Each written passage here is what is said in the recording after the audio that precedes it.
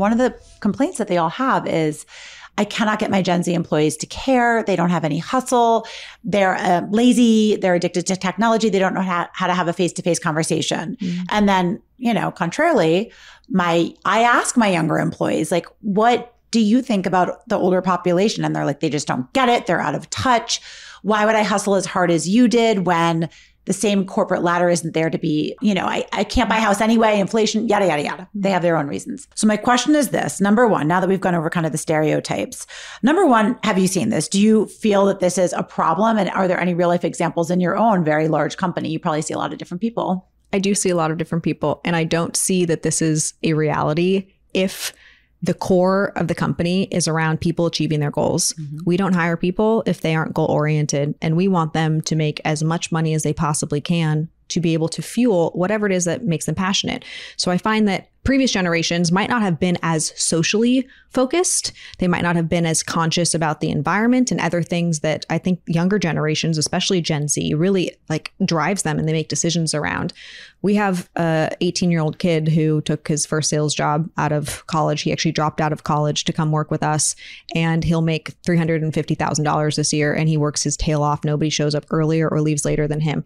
So I don't think that that's a generational issue as much as it's tapping into somebody's goals and telling them they can achieve their goals.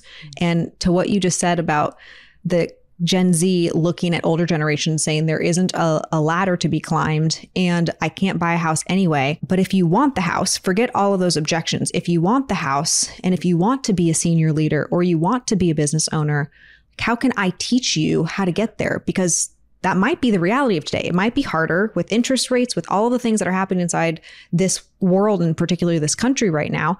It might be harder for this generation, but does that mean that it's not worthwhile and they can't figure it out? Absolutely not. And there are people who will create wealth. There are people who are going to create companies and solutions that don't exist today that allow people in Gen Z to make a lot of money and to make a massive impact. So just because it's potentially harder, does that mean that we're not going to try or have those conversations with those kids? Probably not, or we shouldn't not do it, but a lot of people are skirting around it and just trying to essentially blame them and point fingers at them for being lazy. And I just don't think that it's a laziness issue. I think it's a lack of goal setting issue, and it's a lack of really understanding what drives and motivates that person and being able to show them how they could have that success. I love this answer because this is my thesis. I think that boomers and Gen X, which is me, spend a lot of time pointing fingers at the younger generation. They're wasting all the time that they could be training them and giving them goals. I heard some of your interviews about how you have a very targeted system for one-on-one meetings, right? So you have why don't you tell me? Yes, I have a system every other week. There's a structure for how I do one-on-ones with my team members, and it's what did we do from the last meeting to ensure that the person actually followed up, because there's nothing I hate more in a meeting than just having another meeting but nothing got done from the previous meeting. Then it's metrics. So how is that person being measured in their core role? But then you're going into their development plan. Where are they spending their time and energy learning so that they can get ahead of the problems in our business so that they're the people that we promote? Because you're paying somebody to do their existing role. That's what their salary is. But ideally, you want them to be prepared for where the business is going. So they have to be focused on public speaking skills or reading a book or taking a course, just like business owners have to do. You have to constantly be learning to get to where you want to go. So then there's a focus on that, and then key projects / updates. And then you wrap it up with actually talking about their goals and how they're tracking to their goals to make sure that they're still excited about why they're showing up every day. And if they don't give the report, if they don't fill out all of the kind of deliverables and metrics from the week before, they don't get to have the one-on-one meeting with you the next week, right? So there's accountability. Yep. And I heard you say that is just a necessity if you want to work for this company. It is just how we employ people. We give them rules and boundaries around here, and that's one of them. I was speaking to somebody yesterday who's a president of a record label, and he was complaining once again, this is all I hear about his Gen Z workforce. But perhaps it's an HR problem.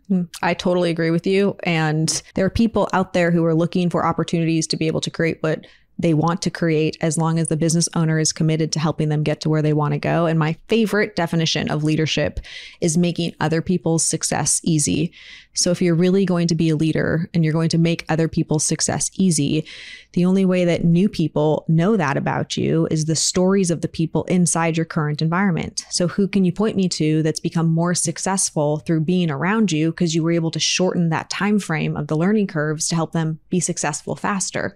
And if you're really focused on that, if you're a leader, it doesn't matter if you own a business or if you're a leader of department or you're just leading yourself, how do you act in a way that if you were to explain to somebody, oh, this is how I did this thing, A, B, C, D, it would make it easier for them to be successful. And that's been one of my hacks just in life, because oftentimes I don't want to do A, B, C, D. I don't want to do it the right way. I want to pick a fight with my husband. Well, if I think about the fact that I want to be a power couple and I want people to take us seriously when we say that we have great dynamics in our family business, then I can't just like pop off at him because I'm frustrated. I should say and actually be able to demonstrate that when there's a frustrating moment, which there are, of course, as you know, this is how we handle these things, because I actually do those things and I act as if I'm going to have to help somebody else do this exact same thing. And so this idea of leadership is making other people's success easy. If you start implementing this before you're a leader, that's actually how you become a leader, because you pay attention to what you did. Talking your talk and walking your walk. What a great answer. I honestly, that's the best answer.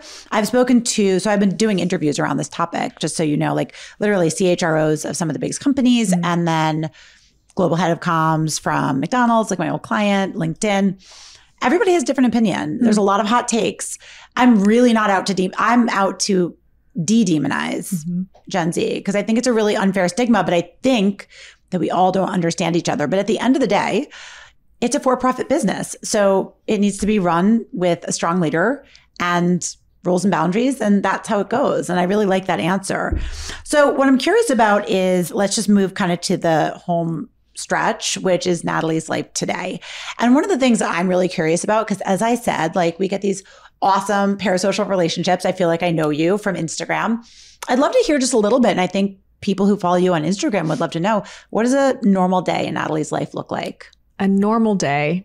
I don't know that I have a normal day, which sounds, I wish I had a better answer for this question, but what is consistent in any day is me waking up 5:30. I go to bed every night at 9:30. So I wake up at 5:30 and I am totally clear on what needs to happen that day, because the night before I looked at my calendar, I moved meetings, I changed things around, but it depends on what the organization needs that day. And a lot of our business today is traveling and is at events. We have 100 events a year, which means that on average, we're doing 2 events a week in different places. So today, after I hosted an event this morning, we have this podcast, then I'm going to go back to this event, see our clients, then I'm flying to Orlando. Then we have an event that kicks off tomorrow afternoon. Meanwhile, answering emails, working out, trying to be a great wife. And I actually think that that's maybe not the traveling around quite as much, but I think that that's what most people's life actually looks like. You wake up every day trying to figure out, how do you get to where you want to go? And am I spending my time in alignment with where I'm trying to go?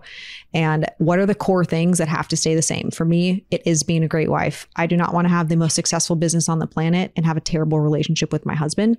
So I try to find those moments where he and I can actually create on our relationship. I try to find a moment to take care of my health and my wellness. This morning, worked out first thing, tried to do like a little bit of red light, but I'm not super strict on any of that stuff. And so it's really just, how do I daily figure out how to weave in all of these things, the person that I want Natalie to be. And I'm totally obsessed with like the clean girl aesthetic on TikTok and Instagram, where it just, everybody's life looks perfect. And I wish that that's what my life looked like. But I try to inject all of those pieces that are important to me in the wild day that might be an event, back-to-back meetings, emails, and just fitting it in like every single person that is trying to go after something really feels like they have to do. Mm-hmm. Well, from the outside, you have the clean girl aesthetic. It looks hilarious. very, I mean, your style is impeccable. You put a beautiful face forward to the world. Do you ever just have a collapse day? And is there a version of Natalie in sweatpants and no makeup? That was yesterday. Okay. Yes. Good. All day. I'm glad to hear that. All day yesterday. Now, I still always wake up early in the morning and work out. And I think of those days as like, those are the days that if I don't do anything else, I at least have to do my basics, which is working out, ideally some sort of like walk or some sort of book that I'm reading. Like there has to be some sort of improvement if I'm going to just fully not work on something that's important to me. Because I still have to work on myself. So there's no like literally I'm doing nothing.